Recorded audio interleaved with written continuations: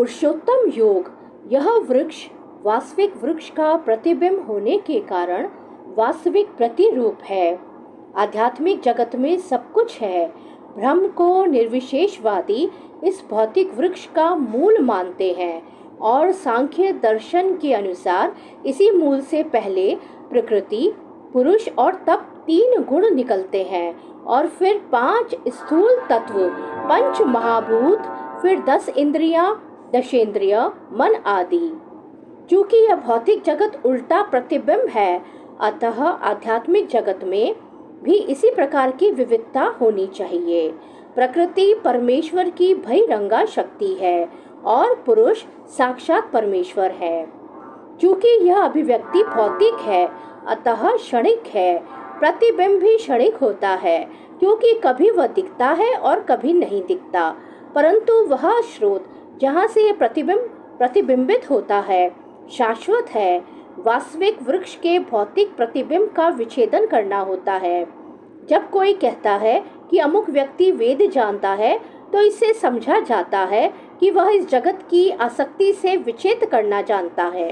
यदि वह इस विधि को जानता है, तो समझिए कि वह वास्तव में वेदों को जानता है। जो व्यक्ति वेदों के कर्म कांड द्वारा आकृष्ट होता है, वह इस वृक्ष की सुंदर हरी पत्तियों से आकृष्ट होता है। वह वेदों के वास्तविक उद्देश्य को नहीं जानता। वेदों का उद्देश्य भगवान ने स्वयं प्रकट किया है और वह है इस प्रतिबिंबित वृक्ष को काट कर आध्यात्मिक जगत के वास्तविक वृक्ष को प्राप्त करना। इस वृक्ष की शाखाएं ऊपर तथा नीचे फैली हुई हैं और प्रकृति के 3 गुणों द्वारा पोषित हैं। इसकी टहनियां इंद्रिय विषय है।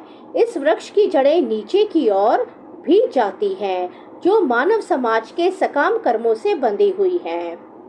अश्वत्थ वृक्ष की यहाँ और भी व्याख्या की गई है। इसकी शाखाएं चतुर्दिक फैली हुई हैं।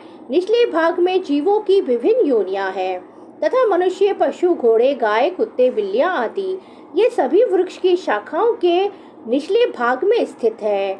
लेकिन ऊपरी भाग में जीवों की उच्च योनियां हैं, यथा देव, गंधर्व, अन्य बहुत सी उच्चतर योनियां। जिस प्रकार सामान्य वृक्ष का पोषण जल से होता है, उसी प्रकार यह वृक्ष प्रकृति के 3 गुणों द्वारा पोषित है। कभी कभी हम देखते हैं कि जलाभाव से कोई भूखंड वीरान हो जाता है, तो कोई खंड लहलहाता है। इसी प्रकार जहाँ प्रकृति के किन्हीं विशेष गुणों का अनुपातिक आधिक्य होता है, वहाँ उसी के अनुरूप जीवों की योनियां प्रकट होती हैं।